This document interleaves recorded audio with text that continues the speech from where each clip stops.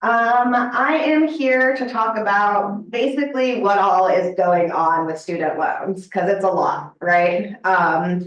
So if we can get started with the next slide, please.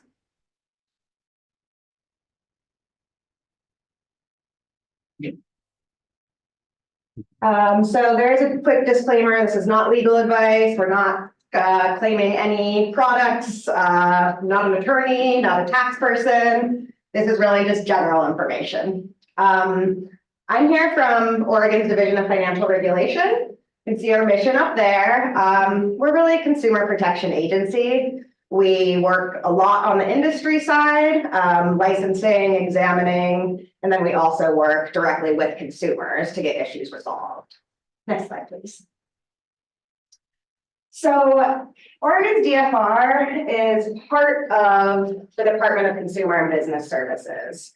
So if you ever go down to the mall in downtown Salem, you will see the Bureau of Labor and Industries building.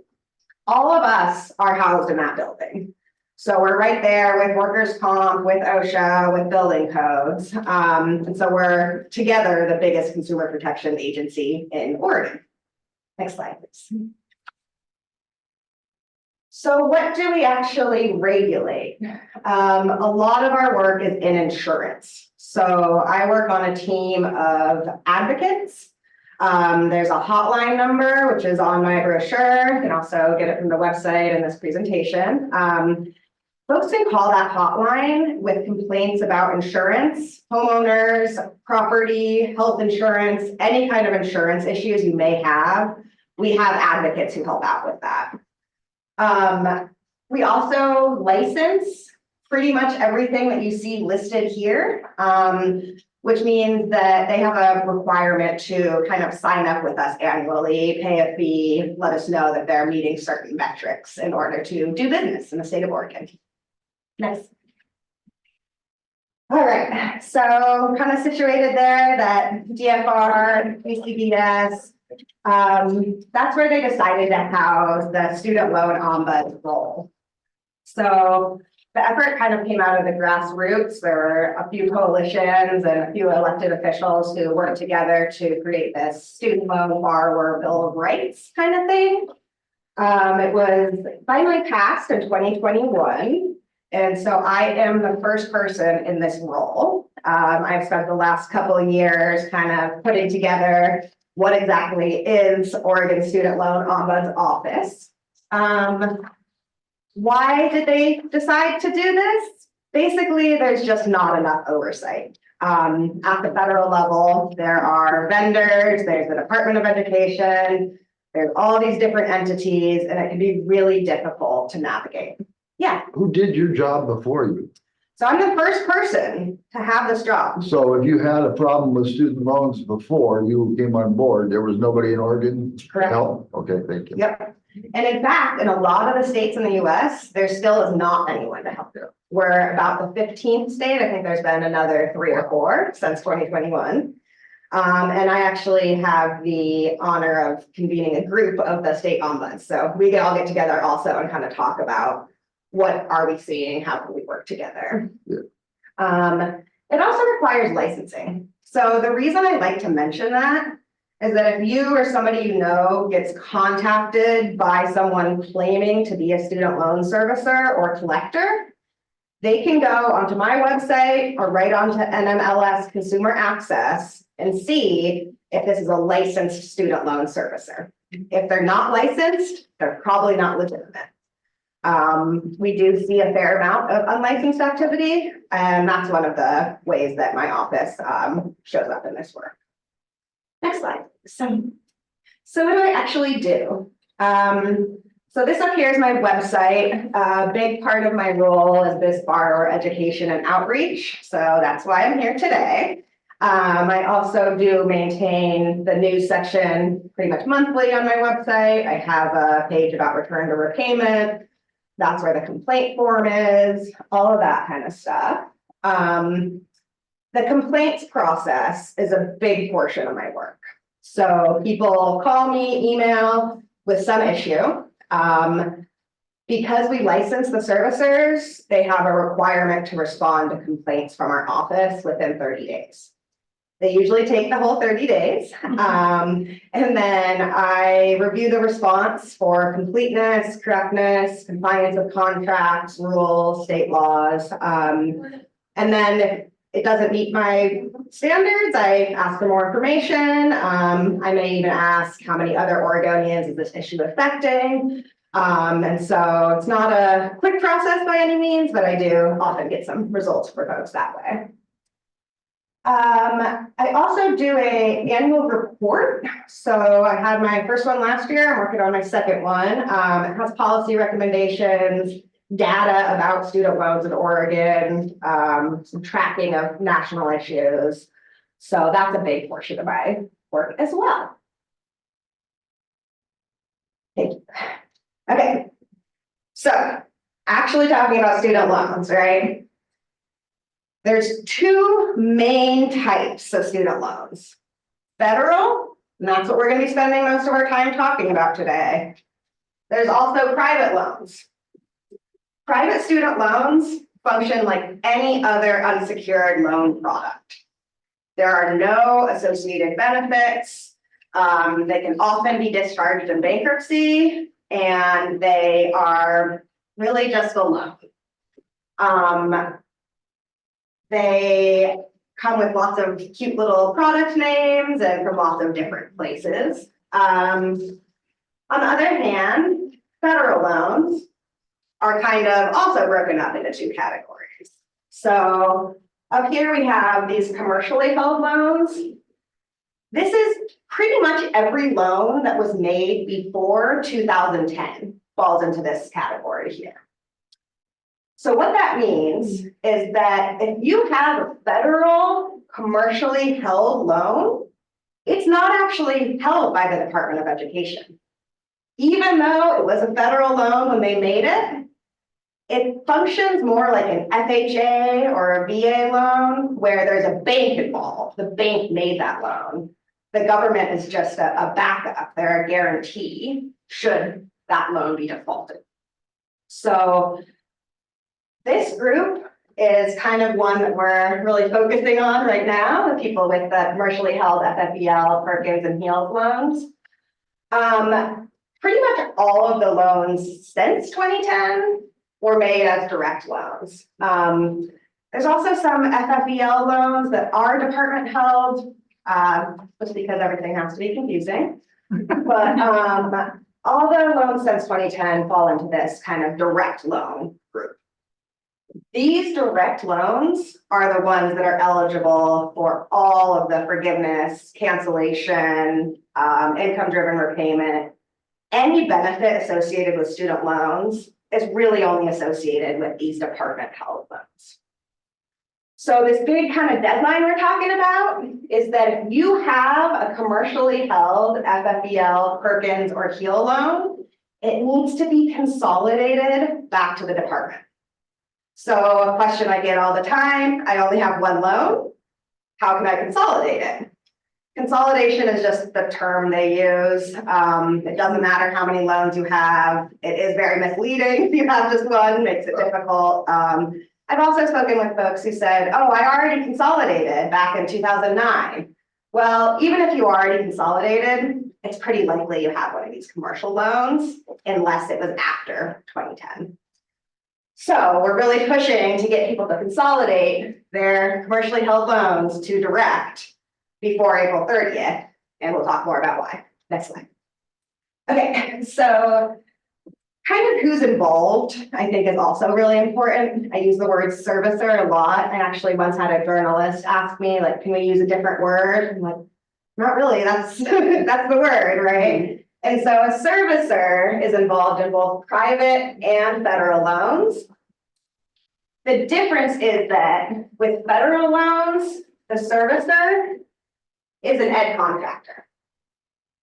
So there's a special type of licensure in Oregon for student loan servicers who have a current contract with the Department of Education. Right now, there's 4. Commercially held federal loans are serviced by a bank in a lot of cases. Sally Mae Navient is another big one who you'll see here. They are not a current contractor of ed, but they are still a servicer. The other thing I kind of like about this graphic is just to point out that the main difference between the commercially held and the department held is who is actually putting the money up. The commercially held, banks put the money up. Department held, the government put the money up. So that's why when we're talking about consolidating, what it is getting your loans from this private agency back over to the federal. Next slide, please. Okay, so where are we right now with student loans? Big kind of moment, just because a lot has changed, right? So we're returning to repayment after 3.5 years, now 6 months into that process. There's a new income-driven repayment program and this one-time adjustment. We have new forgiveness and cancellation, new program for people with defaulted loans, and some more coming down the pike. Okay, return to repayment. So some folks might remember there was supposed to be some kind of blanket relief at the federal level for student loans. That was overturned at the Supreme Court, but we did return to repayment. So no relief, yes, return to repayment. Kind of the worst case scenario for a lot of us in this field. We were really hoping that by the time we went back to repayment, there would be some fewer loans on the books. There are some interesting things going on as a result of return to repayment. So one is that almost everybody has a new servicer. A lot of people are making payments for the first time. And then a lot of folks are making payments to a new servicer. So something like 75% of loans servicing transferred during that 3.5 year pause. This consolidation. This is what we keep talking about with this April 30th deadline. So FFEL, Perkins, HEAL loans, even if you have just one, it can be consolidated over to the Department of Education and become eligible for all of these programs. If you consolidate before April 30th, then every payment that you have made on in the past on those loans will count towards the eventual 20 to 25 year forgiveness. After April 30th, there's still forgiveness, they're still counting, it's just not quite as good. They get into more about that a little bit later on. And there is an on-ramp right now. So I would definitely say anybody who is struggling to figure out what to do about their loans, at least there's kind of that little bit of breathing room where they're not reporting to the credit bureaus until September. They really told us they don't report until you're 3 months late. So it should be December that we start seeing late loans showing up again. So that's nice, you know, it's kind of at least a little bit of breathing room for folks. Next slide, please. All right, so we have a new income-driven repayment plan. I'm sure you've heard about this. It's very kind of, you know, touted by the administration, by the Department of Education, and there are some really exciting things about it. For me, possibly the most exciting part is this up here. So it used to be that they only protected a small amount of income, meaning that your discretionary income for most people was actually the same as most of their income. That floor has been moved up. They're also now only taking 5% of discretionary income instead of 10 for undergraduate borrowers. That piece has not been implemented yet. It's supposed to be implemented in July, but the other aspects of this plan currently exist. The other thing that's nice about this plan is that it subsidizes any unpaid interest. So one of the biggest issues in the student loan world is negative amortization, where loan balances grow over time. And this plan is designed to stop that process. So basically, whatever is not covered by your income-driven repayment monthly payment amount will be subsidized by the federal government, and they will cover that for you, so your loan balance does not increase year over year. So may not decrease depending on how much your payment is, but it won't increase either. This automatic certification and being placed in IDR, that one will ultimately have a really big impact. Part of the reason so many people fall off of income-driven repayment plans is because they don't know they have to give their income information every year. Now you have the opportunity to click a box that says, yes, I'm fine with you pulling my income information every year from the IRS. So as long as you check that box, you don't need to recertify every year. It also allows folks who are defaulted to be automatically placed into this IDR plan. So that's another huge one. You know, we know that people who default on student loans tend to have very low incomes. So that's helpful as well. This last kind of benefit down here, they actually started implementing early. So right now, anybody who signs up for the SAVE plan, if they borrowed less than $12,000, $12,000 or less, they only need to be in repayment for 10 years and the balance will be canceled. So it's really worth it for folks to get onto this repayment plan, even if it's just for that shorter repayment period. It's usually 20 to 25 years. Next slide, please. So loan cancellation via income-driven repayment. So this is what the whole account adjustment thing is about. This is what the deadline is about. And it has to do with a pretty large scale oversight.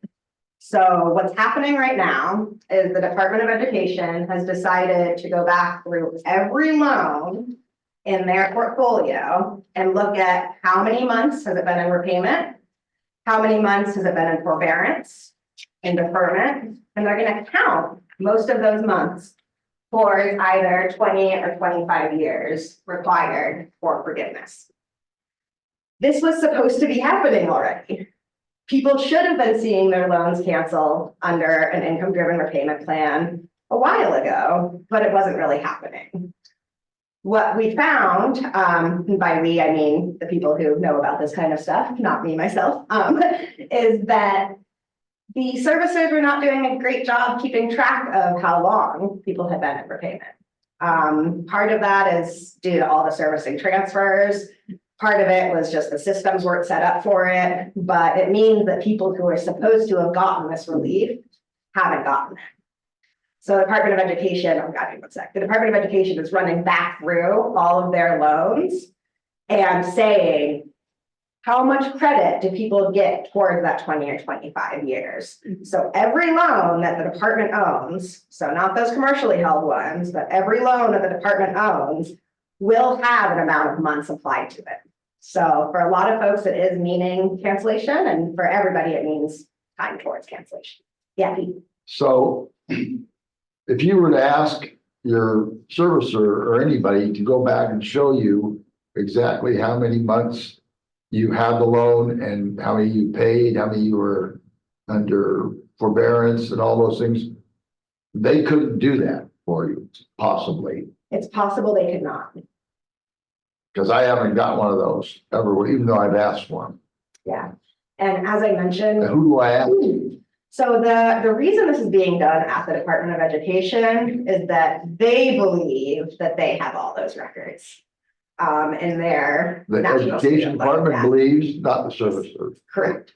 Servicer admits that they don't have it, right? Yes, the servicer admits that they do not in all cases have the information. Or servicers. Correct, yes.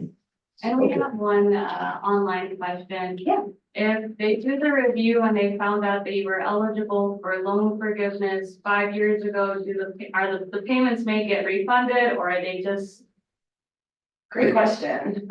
They are supposed to be doing refunds Wow. for time past. You know, I say supposed to be because a lot of the refunds that are available right now have been difficult to actually get. But yeah, they are supposed to refund those payments. Wow. Yeah, I actually have a complainant I'm working right now who is getting $25,000 back for overpayments on public service loan forgiveness, made a lot more than 120 payments. So it can happen. Yeah. Okay, so this is kind of the whole thing, this one-time account adjustment. So what does this mean for me? Many borrowers will see their loans forgiven. The first kind of round of this happened in August last year. I know it was a big news story at that time. And they're doing it kind of, they said once a month through July. So that should mean that every month, some people are finding out that they've reached this 20 or 25-year threshold. And yeah, the real action step here is just that if you do not have a direct loan, you need to consolidate to get a direct loan. There isn't an application for the one-time account adjustment. They're applying it to every loan they have. So my advice to anybody who has a direct loan, if you believe that you have reached the 20 or 25 years in repayment, you have a direct loan that has not been canceled, that might be a good time to reach out to me to help us kind of look into what's going on. Next slide, please. Okay, so these next few slides are just kind of what are the new rules for these ongoing cancellations and forgiveness programs. Public service loan forgiveness. You may have heard in 2020, only about 1% of people who applied were getting their loans discharged. There were a couple temporary fixes to that at various times. And now we have new rules for public service loan forgiveness that kind of clarified and helped resolve some of those issues. One is the loan types. So it used to be that if you consolidated your loans, you would lose that payment history on any loan. Now that's not true anymore. If you consolidate a loan that has a payment history with one that does not, then the new consolidated loan will have the weighted average of the two. So that's going to be how it will be after the account adjustment is done, right? This is going to be going forward. Do you have a question on that, Pete? No. Okay. Qualifying payments, it's 120 payments. So I think something that's kind of confusing about PSLF is people think like, oh, I'm in the PSLF program. And it's kind of like, no, you're not really in it or not in it. It's you apply and you're eligible or you're ineligible. So it is the entire balance forgiven after 120 payments. So if you change employers a lot, you may want to upload that employer certification every year. If you don't change employers a lot, it's just one for the whole 10 years. You could even maybe just wait until you reach that 10-year mark and submit your employer certifications at that point. Something that I really like about the new rules is that the qualifying employment has been clarified, by which I mean 30 hours per week now counts as full-time. There's also a multiplier for adjunct staff, and that might be helpful for the Tillamook staff in the room. So that multiplier is also in the rules now, makes it really clear how many hours of adjunct time would count as a full-time staff position. The qualifying payments, so this is something I get a lot of questions about as well. And it's actually a conversation I had with a coworker a long time ago. So if you're on a standard repayment plan and you pay on that plan for 10 years, you don't have any balance left after 120 payments, right? You could be eligible for public service loan forgiveness on that plan. There's just not anything left to forgive, right? So that's why they say while on income-driven repayment, is the idea of public service loan forgiveness is that you might be earning less, so you might not want to pay that standard, might not be able to pay that standard amount, and are planning for this forgiveness. The truth is most payment plans count towards public service loan forgiveness, and right now we're seeing a whole situation where folks who recently consolidated their loans and maybe now have higher incomes, they're seeing that the save payment is actually higher than the standard payment. So, that would be a situation where it would make sense to choose the standard payment, even if you're pursuing public service loan forgiveness. Yes. Could you explain what population of student loan borrowers could be eligible for public service loan forgiveness? Yeah, like what type of employers? Exactly. Yeah, so it is any 501c3. So that is a non-political nonprofit. And any kind of public employer. So that includes city, county, state, federal, tribal governments. It includes teachers, firemen, etc. And yeah, so those are the main categories. Yeah, absolutely. And we have one question from an audience participant. I want to be sure I understand if we are in repayee, but have been in forbearance for 6 years, do those count towards forgiveness? And this is towards the one-time account adjustments, so sorry. Yes, that time should count towards forgiveness. It depends, the technical answer is it depends on what type of forbearance you were in for that time, but chances are good that it will count. The time during the payment pause does count towards that adjustment for everyone. So if you're pursuing public service loan forgiveness, those 3 years, 3.5 years count towards your 10 years, even if you weren't paying. And we have one more regarding the one-time account adjustment. What about spousal consolidation loans? Are these considered for the adjustment? So spousal consolidation loans are one of the more complicated areas in the student loan world. There was a law passed through Congress in 2022 called the Spousal Consolidation Separation Act. And it's allowed people to separate their spousal loans and get direct loans instead of a spousal commercially held FFEL loan. So legally, you're supposed to be allowed to do that right now. There is not a process to do that.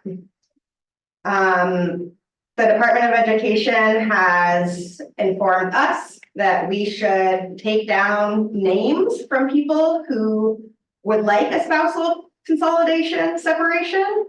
They will put them on a list, and once that becomes available, then you will be able to separate your loans into your own loans. So once that happens and you have a direct loan, those direct loans will be eligible for IDR cancellation or for public service loan forgiveness.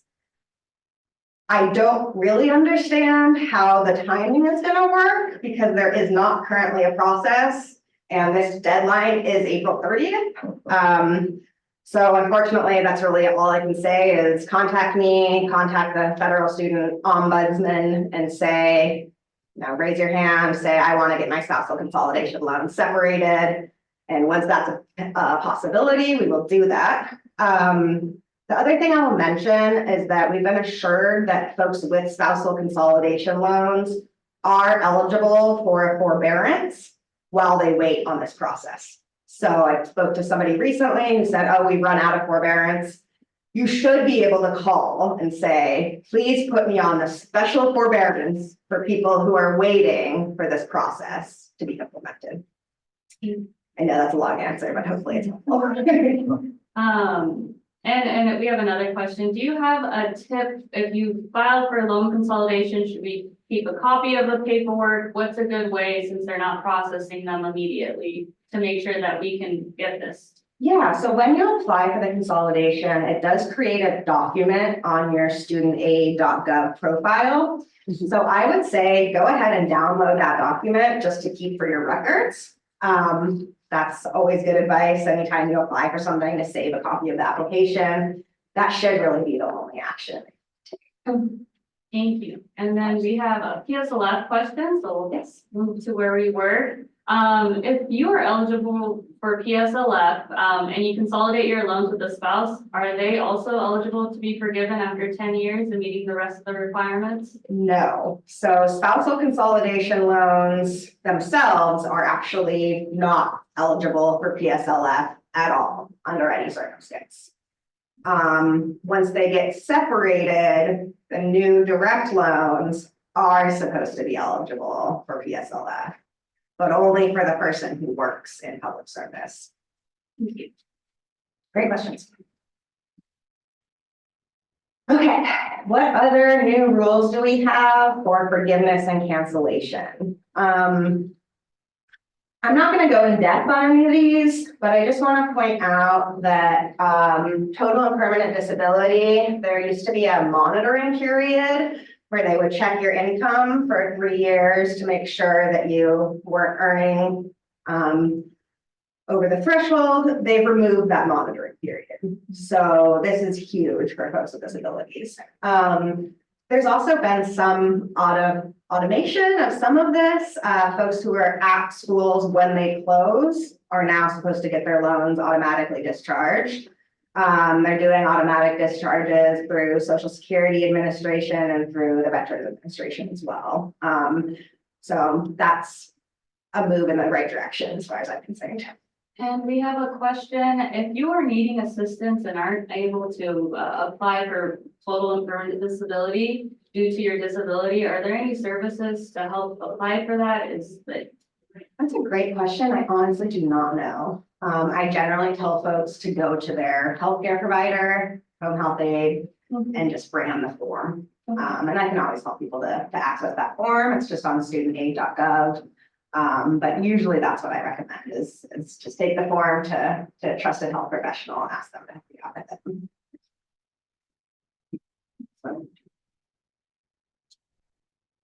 Okay, so there is also a whole group of people who are already in default before the pause, right? So these are people who maybe haven't made payments on their loans in a year, 5 years, 10 years.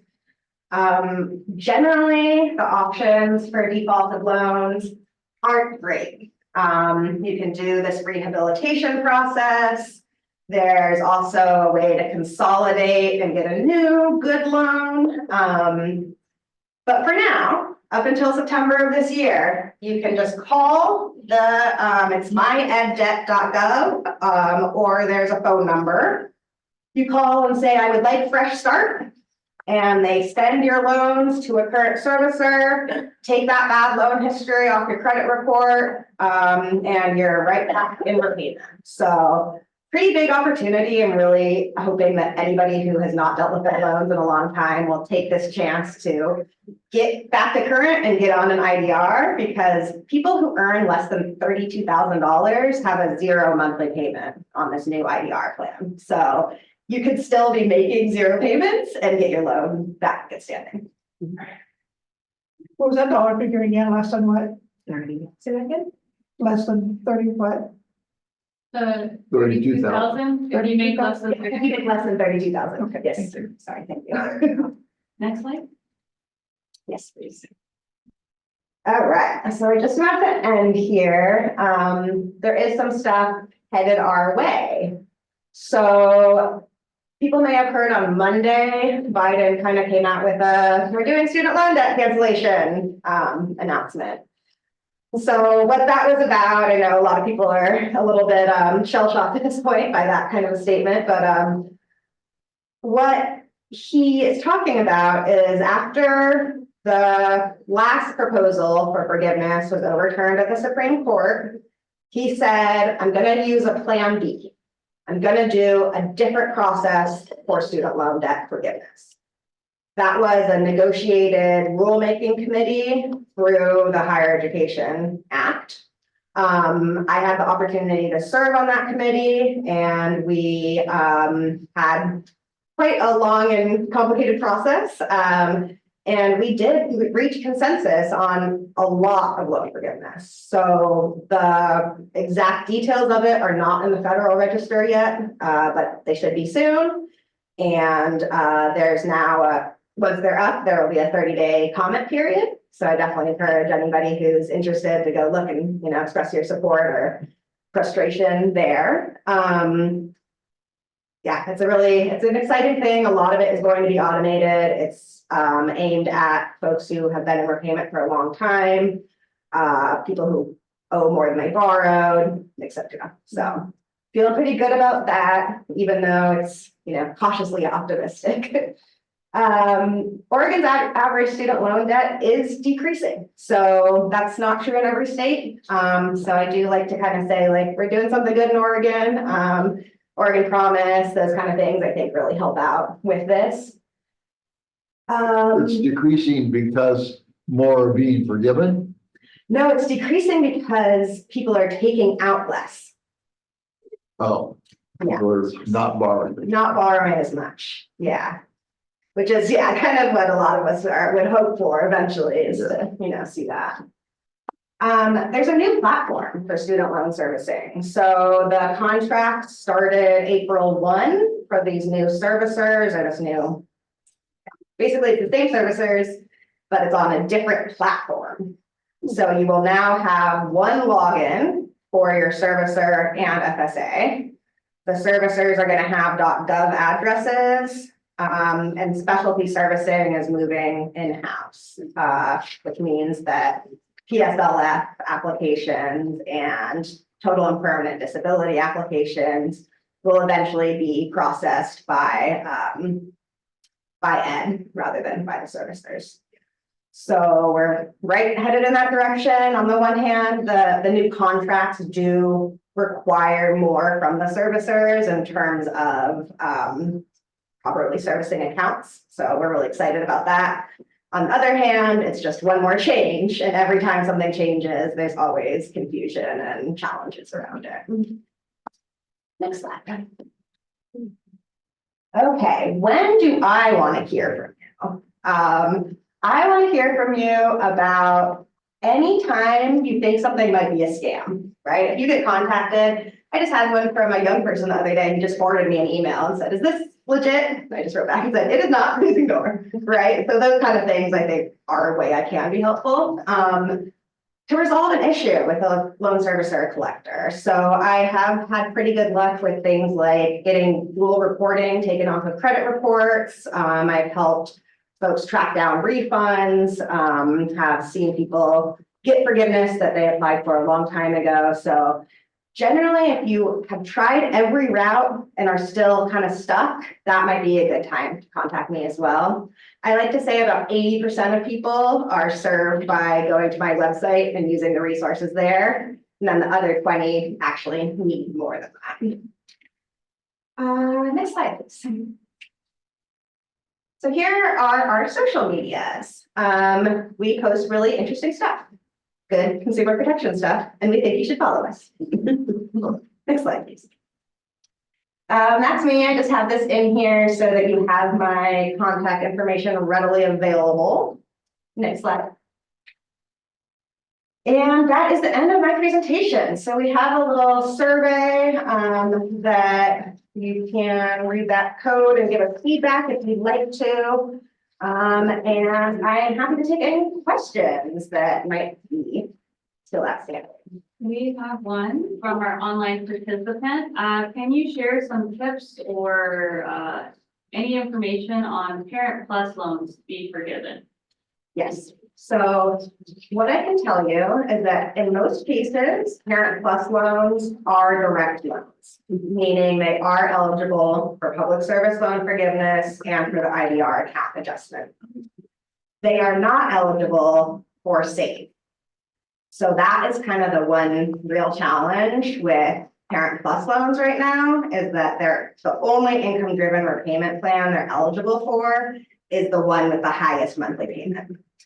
So that is really just unfortunate, something we would like to see changed. But if you as the parent work in public service, you're eligible for public service loan forgiveness. And if you've been paying on those loans for 25 years, the account adjustment should be applied as well.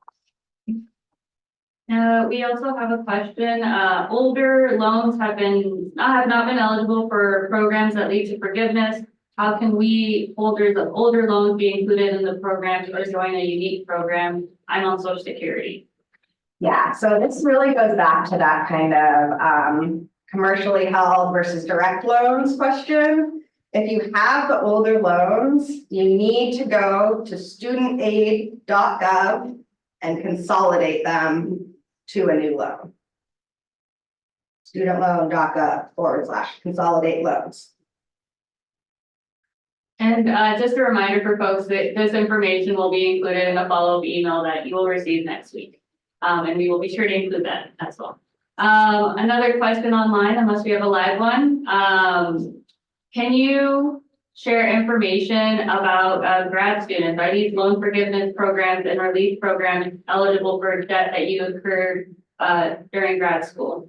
So the answer on grad plus loans is almost identical to the answer on parent plus loans. So they are almost always direct loans, are eligible for the account adjustment and PSLF. But I believe the repayment options on those may also be more limited. Great. Not great. There's room to improve there. Thank you for that information. My loan has been sold a few times. I've been making payments except for the COVID exception, but the total amount does not reflect that. How can I prove I've been paying and have a more accurate balance? So I think there's actually a few questions there. So one is I've been paying, but my balance hasn't gone down. That has to do with negative amortization. So if you were making a payment that was less than the standard monthly payment, then your loan increases year after year. So even though you're making payments, it might be correct that the balance increased. The other answer to that question is that the Department of Education has records of what status your loan was in during different periods. So you should not be required to show any payment history for the account adjustment. If you believe that you have paid more than what is reflected in that balance, that might be a time to file a complaint with us so we can get them to produce some documentation for you about how much you paid and how much you still owe. Our next question is if one's loan is discharged or forgiven due to total and permanent disability, is that amount taxable? Great question. I can't believe we've gotten this far without talking about tax on forgiveness. Part of the COVID CARES Act said that no student loan forgiveness will be taxed through the end of 2025. So at least for the next year and some, no taxes for anybody on forgiveness. After that time, hard to say. We have been told that public service loan forgiveness and total and permanent disability are not taxable forgiveness. On the other hand, after 2025, people who get their loans forgiven under an income-driven repayment plan may have a tax responsibility. I say may because, well, that's currently what the law states.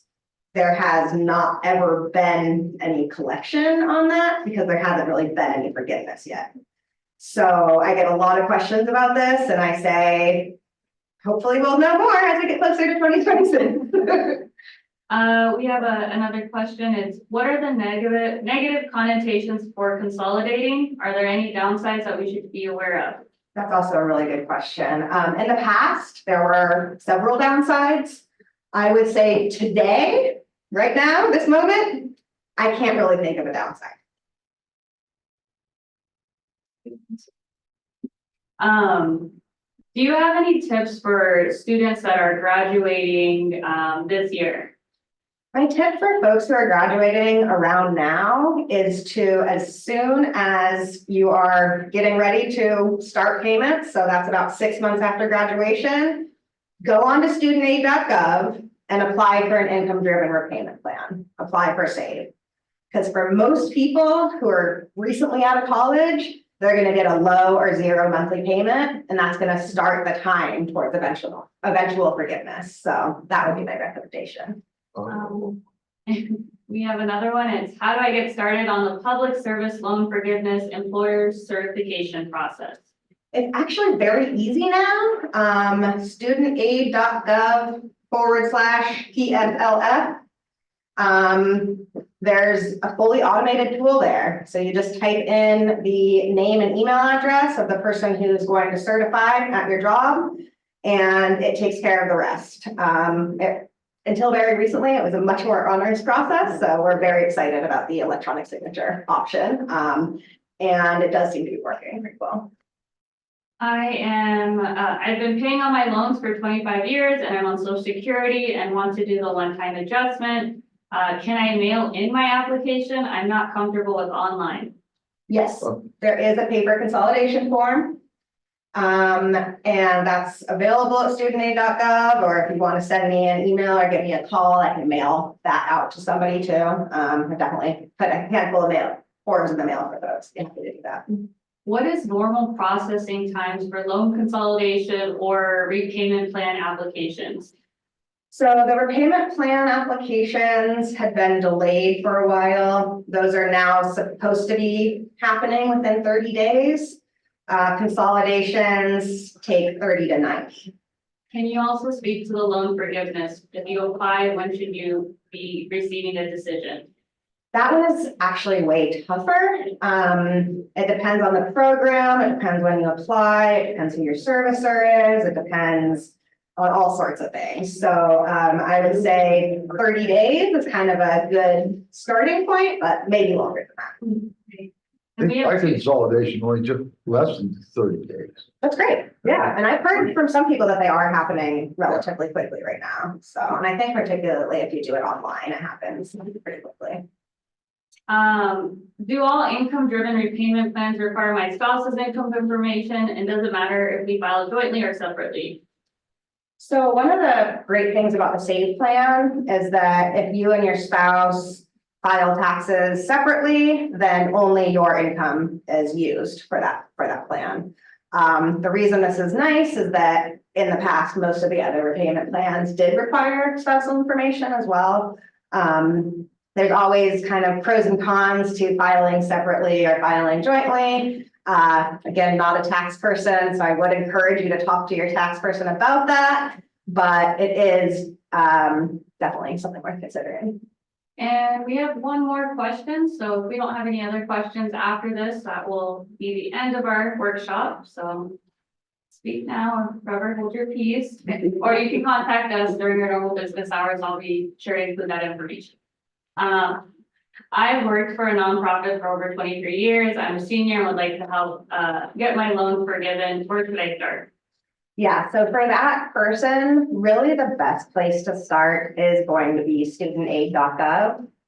You can also call your servicer and say, please help me do the public service loan forgiveness. The easiest way is on studentloan.gov and using that employer certification tool. They say that if you use that tool, it should start the process. That should be all you need to do to get going in the right direction. If you have FFEL loans, it should tell you when you go to put in the employer certification, it should kind of pop up an error that says, you don't have the right loans for this. Then you would need to consolidate. I believe the tool walks you through that. Great, thank you. That's the end of our hybrid student loan workshop.